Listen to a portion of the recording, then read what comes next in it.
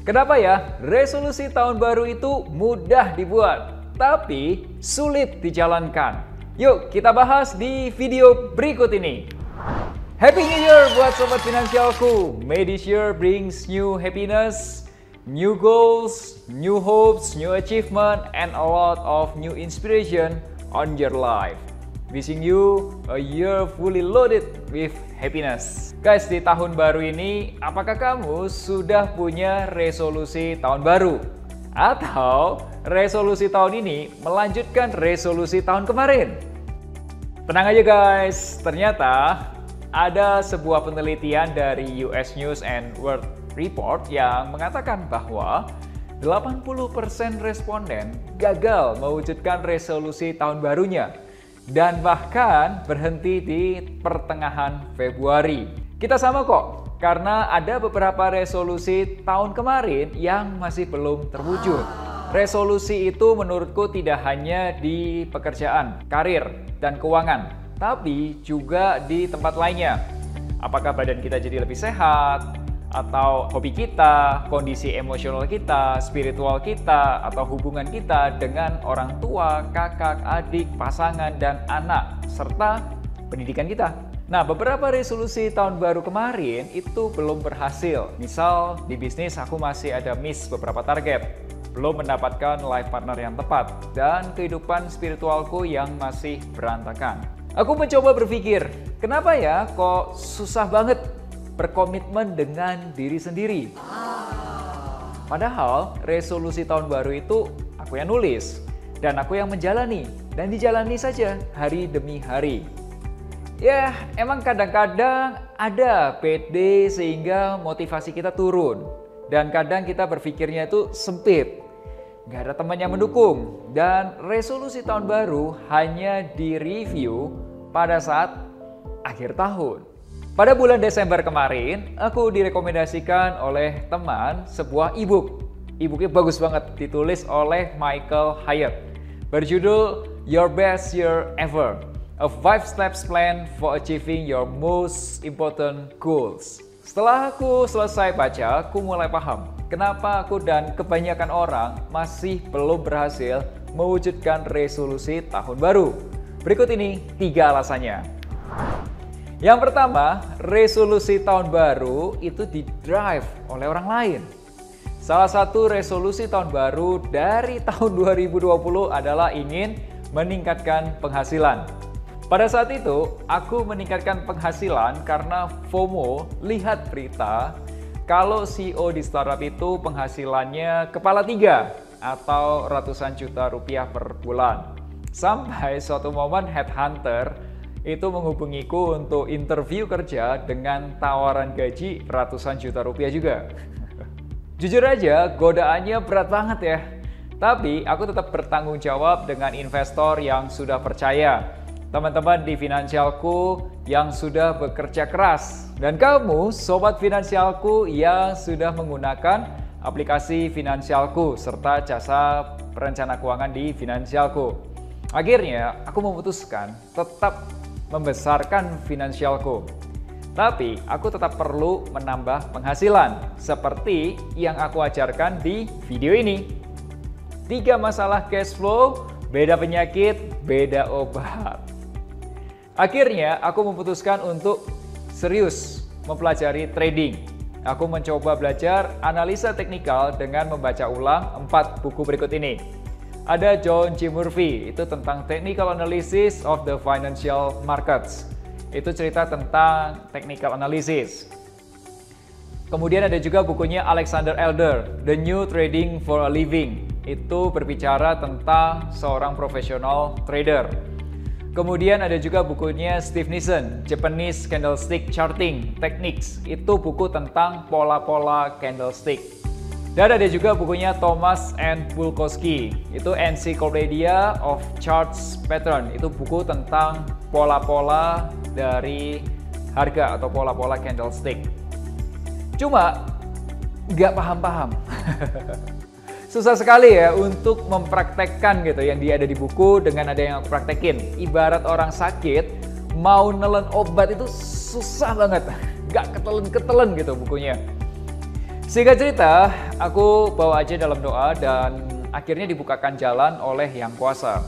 Jadi aku diberi kesempatan untuk bekerja sama dengan Bursa Berjangka dan Derivatif Indonesia atau Indonesia Commodity and Derivative Exchange (ICDX).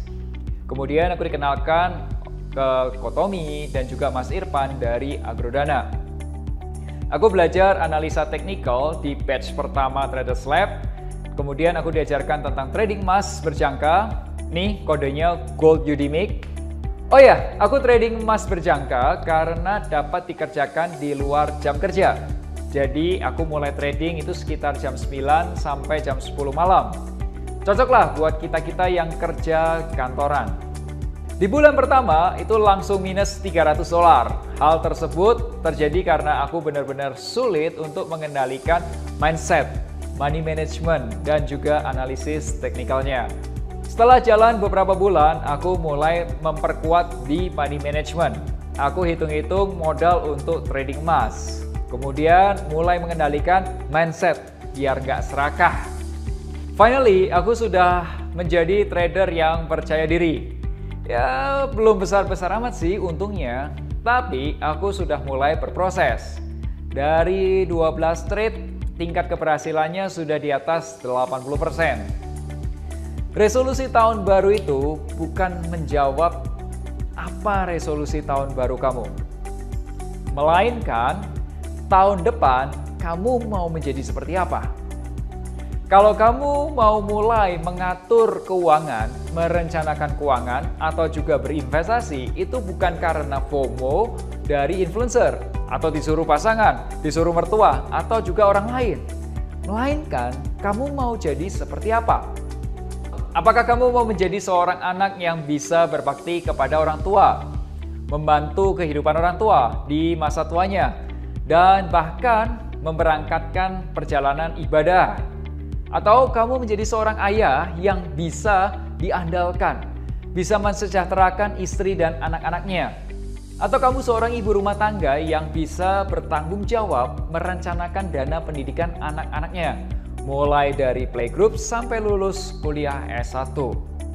Pertanyaan pertama, kamu ingin menjadi seperti apa di tahun ini?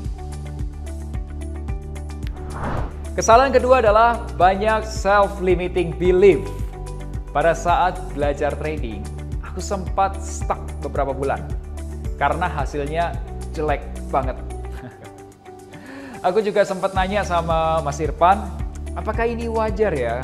Atau aku yang lambat untuk belajar? Bukannya mikir, gimana caranya, malah aku berpikirnya gak bisa nih. Aku tidak berpikir gimana caranya supaya bisa tetap tenang saat trading dan bisa mendapatkan untung. Terkadang terlalu cepat bilang gak bisa. Padahal kalau kita mikir gimana caranya ya, itu bisa bakal dapat jalannya. Pada saat itu aku bikin Excel sederhana untuk hitung-hitung modal yang dibutuhkan. Dengan keahlianku, aku buat sebuah simulasi Excel kira-kira berapa lama prosesnya dan berapa hasilnya. Nah, langsung deh ketika aku benar-benar menguasai money management atau hitung-hitungan modal dan mindsetnya, hasilnya sangat membanggakan. Thank you sekali lagi buat Kotomi dan Mas Irfan yang sudah memberikan pancingnya dan ngajarin bagaimana cara memancing cuan dengan trading emas berjangka. Apapun kondisi keuangan kamu sekarang ini, contoh kamu mau menambah penghasilan, mau memberangkatkan orang tua naik haji, mau menyekolahkan anak, aku yakin pasti ada hambatan. Misal, aku mau menambah penghasilan tapi nggak tahu caranya. Nah, coba ubah pertanyaannya menjadi gimana caranya ya supaya bisa menambah penghasilan? Apakah tiru kayak Melvin belajar trading atau ada cara lain? Aku mau berangkatin orang tua naik haji, tapi nggak ada uangnya. Nah, coba ubah menjadi gimana caranya ya supaya bisa ada uang tambahan untuk memberangkatkan haji orang tua? Apakah perlu menambah penghasilan atau berinvestasi rutin? Aku mau ngerencanain dana pendidikan anak tapi nggak tahu harus investasi apa. Apakah bisa pakai asuransi pendidikan? Duh, aku nggak bisa banget deh hal yang seperti ini. Nah, coba ubah menjadi gimana ya caranya supaya aku bisa mulai merencanakan dana pendidikan. Aku kan nggak tahu caranya, Vin. Oke, kalau gitu pertanyaannya, siapa yang harus aku hubungi? Guys, intinya, apapun resolusi tahun baru kamu, apapun hambatannya, all you need to know is that is possible. Coba ubah statement, aku mau titik-titik, tapi titik-titik, menjadi gimana caranya ya? Atau siapa yang harus aku hubungi? Kesalahan ketiga adalah tidak ada teman. Perjalanan panjang itu paling enak kalau ada partner atau teman yang mendampingi. Superhero seperti Spider-Man juga itu masih perlu Mary Jane kan? Perjalanan aku dari orang yang nggak tahu analisa teknikal sampai belajar, praktek, jatuh bangun itu semuanya ditemani oleh orang-orang hebat. Ada Kotomi, ada Mas Irfan, ada juga teman-teman di Traders Lab 1, di Batch 2, dan juga sekarang lagi di Batch 3. Serta teman-teman finansialku yang setia. Ada Fasya, Ilham, Ciki, Agoy, thank you semuanya guys. Sudah nemenin perjalanannya. Teman-teman tersebut itu yang bisa diajak diskusi. Kenapa it works dan it doesn't works. Jika kamu merasa resolusi tahun baru kamu adalah hal yang besar, maka kamu butuh teman dan supporting team. Jangan lupa, pasangan kamu atau your life partner adalah partner utama. Ajak juga para profesional yang memang sudah berpengalaman di bidangnya. Sama seperti aku belajar dari Kotomi yang sudah lebih dari 20 tahun dan Mas Irfan yang sudah lebih dari 10 tahun di industri trading. Pertanyaan ketiga adalah, siapa partner yang harus aku ajak? Sobat finansialku, semoga resolusi tahun baru kamu ini bisa terwujud dan tahun ini bisa menjadi your best year ever. Amin. Sobat finansialku, kamu masih ingat 3 pertanyaannya? 1. Kamu ingin menjadi seperti apa di akhir tahun 2022? Yang kedua, gimana caranya ya? Atau siapa yang harus aku hubungi? Dan yang ketiga, siapa partner yang harus aku ajak? Share 3 pertanyaan ini kepada partner yang kamu ajak supaya mereka bisa mensupport kamu. Di video berikutnya, aku mau share cara aku mengubah resolusi tahun baru menjadi sebuah goal yang lebih menantang dan bisa terwujud, alias goal setting. Tonton juga playlist investasi saham supaya kamu lebih jago berinvestasi saham. Sampai jumpa di video Melek Finansial bersama Melvin Mumpuni hari Rabu minggu depan. Akhir kata, make a plan and get your financial dreams come true.